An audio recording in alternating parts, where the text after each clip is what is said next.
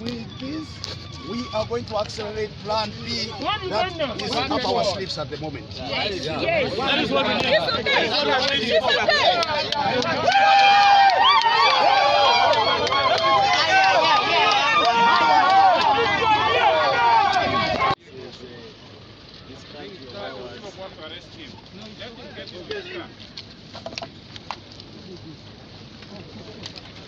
Hello, you get him.